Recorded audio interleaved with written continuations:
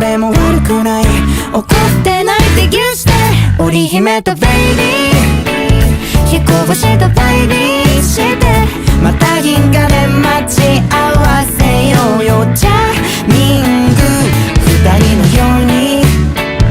寂しさに強い僕らじゃないからさ、涙ポロリ宇宙で更新していつかはいつかは一緒に暮らそうね。